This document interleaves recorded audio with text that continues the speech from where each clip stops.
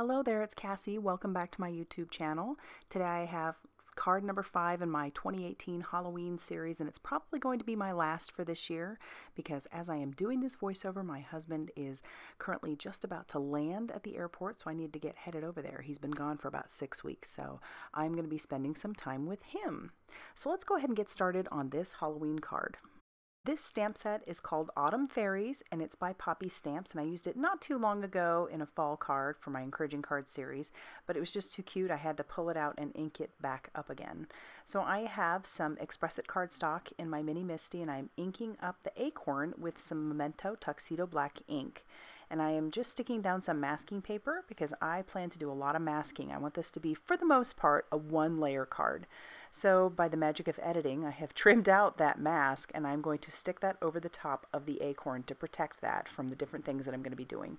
I want some different layers in there, so I'm going to use some of those leaves, and I'm going to stick a couple leaves down, and those are just going to look like they are in the background. So basically, anything that you want in the front, you have to stamp first when you're doing masking. So I want that acorn to be at the very front of all of my images.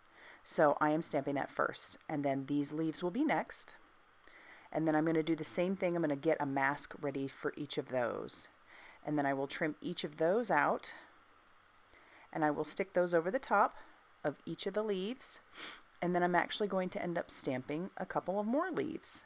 I'm trying to plan out how I want that branch to be, but I know that I want more than just 2 leaves.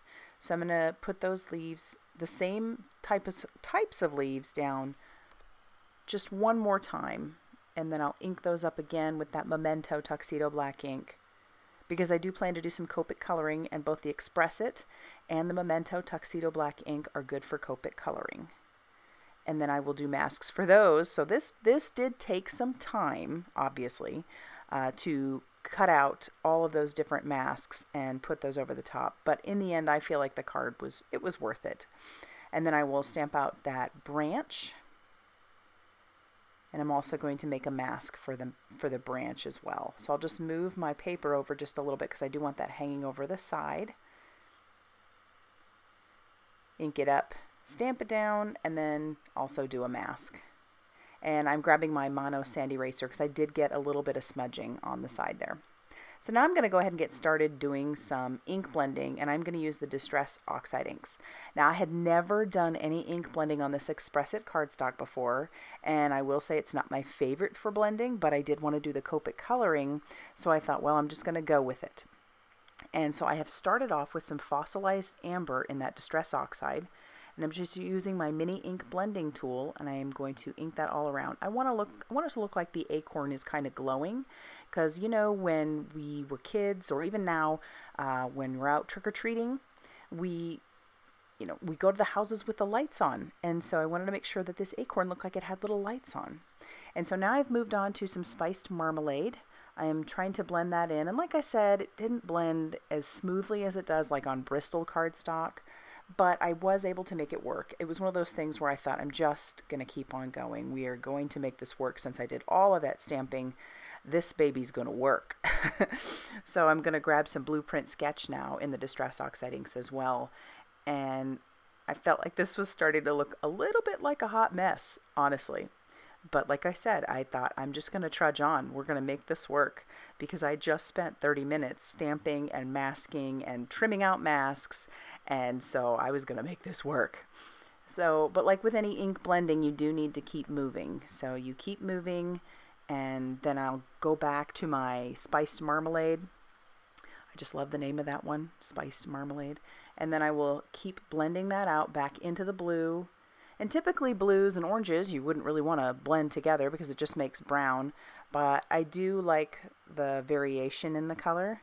You know, it's hard to make those work, but you know, it's supposed to be a night sky with a light on, so we're just going to keep working that. And like I said, I felt like it was a bit of a hot mess, but I just kept going. Eventually I was able to get it to a point where I thought, you know what, this will work. I'm happy enough with it. And that's, I mean, isn't that how most art projects work? At least in my house they do that way. Starts out looking like a hot mess, but I just keep working.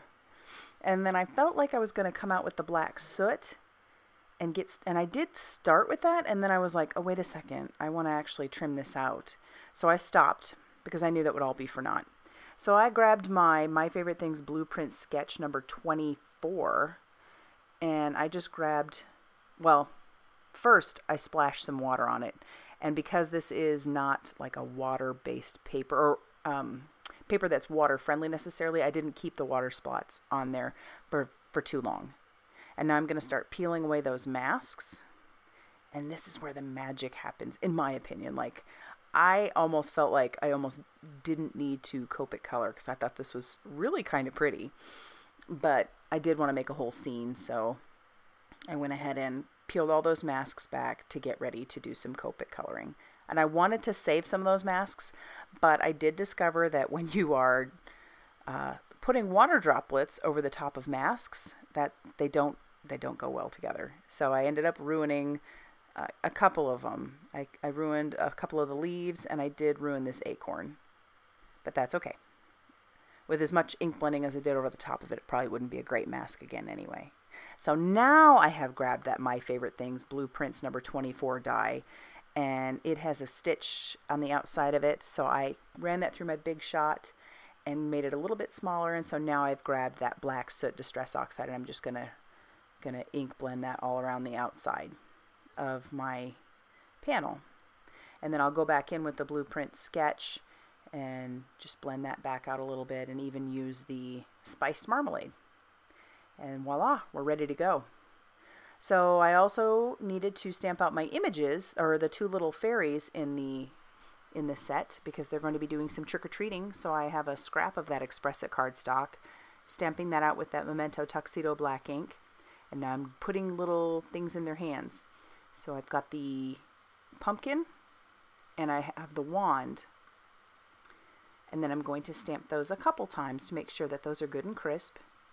And then I will move them over to the other fairy. So I'll put the wand in her hand, and I will put the little pumpkin over by the other fairy.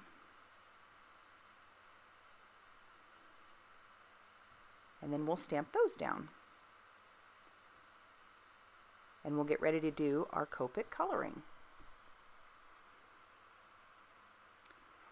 Before I got to doing that, I did want it to look like the little bucket, or it was a little bucket, so I grabbed a Copic multi-liner and I drew the line for that. I am going to try to show you, for the most part, the best that I can, but I did lose some footage. With my camera, sometimes I think I'm hitting the play button, and it turns out I'm actually not. So I ended up coloring that acorn, and I put all the Copic colors away because I had showed you on the screen. I figured that was good enough, and I lost that footage, or didn't have it, I guess. And so I don't have all the numbers. If you're really curious, I can try and go back and look, but I think my acorn is done with the E8s. So I have E8-1, or E8-4, E8-7, and E8-9 is how I did those. And for my fairies, I'm going to try to do a little bit different variation in color, using some different skin tones than I normally would. And I'm really liking the way that worked. Her hair, I thought I had grabbed a different color. Turns out I grabbed a lighter color, so I went back and found the darker color that I wanted and just went over the top of it. And then I add some darker shading in that as well. And then I'll go on to color the other little fairy's skin tone. And that's with my typical skin tone colors, which would be E00 and E11. And I color their little buckets, and then I move on to her hair.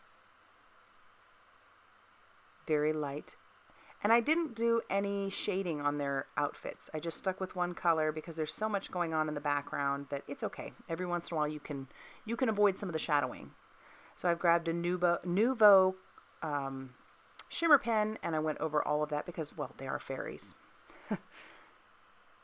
For my card base, I have some Nina Desert Storm, and that is the 100 pound, and I've scored that at 5.5 inches to make it a top folding A2 size card. And I have grabbed some more white cardstock, just cutting that a little bit bigger than my panel. And I'm going to tape all of that down using my Tombow tape runner. And I'm not sure what I was thinking. I guess I was just in you know, assemble mode. So I grabbed my Tombow adhesive again and I started adhering that panel to the card base without having stamped the sentiment yet. I ended up making it work, but it was at this point that I was like, oh, whoops, screwed that up. That's okay. So I will make sure to use my embossing bag very thoroughly over this. And I've grabbed out my white embossing powder and my Versamark ink pad. And I'm just going to get ready to do some stamping. And that just says Happy Halloween. And it's right from the set. Stamp that down. Cover that with the white embossing powder. And then I will heat set that until that powder is melted. And just like magic, it melts. And now I will start assembling the rest of the card. I had trimmed all those fairies out and stuck those down with some foam tape. And for my last bit of embellishment, I am going to use some Nuvo crystal drops in the color Auburn Pearl. So if you liked this card, go ahead and hit that like button. Subscribe if you haven't already done so you don't miss anything.